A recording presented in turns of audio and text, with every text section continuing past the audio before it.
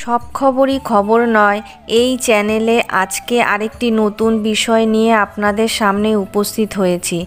ভিডিওটি ভালো লাগলে সাবস্ক্রাইব ও লাইক করবেন, আর ভুল হলে কমেন্টসে অবশ্যই জানাবেন। আজ বলবো মানুষের জন্ম, মৃত্যু, সুখ, দুঃখ এগুলো তার প্রারব্ধ কর্মের ফল। শ্রীকৃষ্ণ নিষ্কাম কর্মের উপদেশ দিয়েছেন। মানুষের বাসনা ও বন্ধন মুক্তির এই একমাত্র উপায়।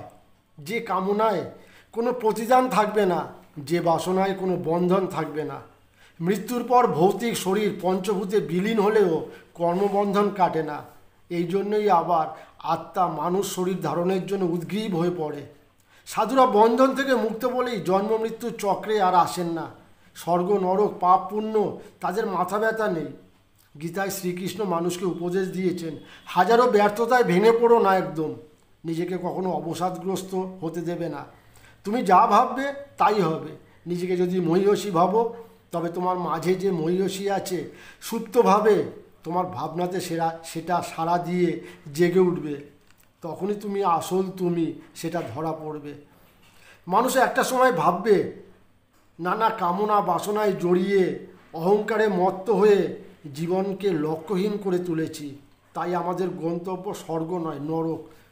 যখন দুঃখ পেয়ে অস্থির হয়ে উঠি, জীবনের হিসাব নিকাশ দেখি, কাজের কাজ তো কিছুই করিনি। এতদিন কেবল আমার আমার করে দিনরাত কেবল একাকার করে ফেলেছি। এতদিন যা অর্জন করেছি নিজের কাছেই সেটা মূল্যহীন মনে হচ্ছে। তাহলে কি উদ্দেশ্য নিয়ে জীবন ধারণ করলাম? আমরা দুঃখ, কষ্ট, রোগ, ভোগ এগুলো কি ভয় পাই? আমরা চাই জীবন সবসময় সুখ, আনন্দ, ভোগের মধ্যে কাটবে। না হলেই নিয়তি, অদৃষ্ট, ভাগ্য এগুলোকে দোষ দিই। দুঃখ কষ্ট আমরা সহ্য করতে পারি না। আমরা অশান্ত, অধৈর্য হয়ে পড়ি। আবার অত্যধিক সুখে ন্যায় অন্যায়ের বোধ থাকে না। কুরুক্ষেত্রে পরলোকগত আত্মীয়দের জন্য পাণ্ডবরা পারলৌকিক কর্ম করতে শ্রীকৃষ্ণের সঙ্গে গঙ্গার তীরে এসেছেন। কাজ শেষ হলেই শ্রীকৃষ্ণ চলে যাবেন দ্বারকায়।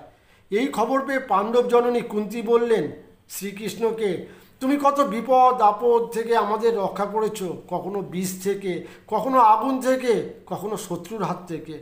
এখন বিপদ নেই, তুমিও চলে যাচ্ছ।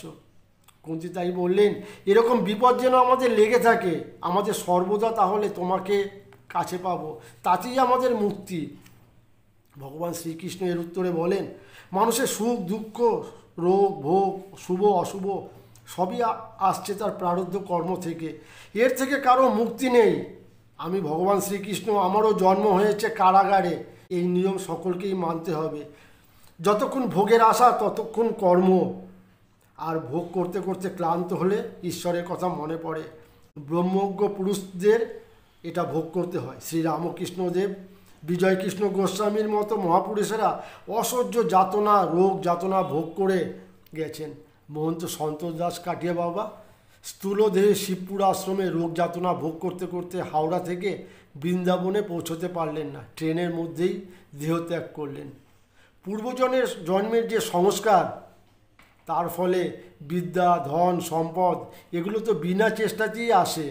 আবার ভোগও তাকে করতে হয়। মানুষের শরীরটাই হচ্ছে প্রারব্ধ কর্মের ফল।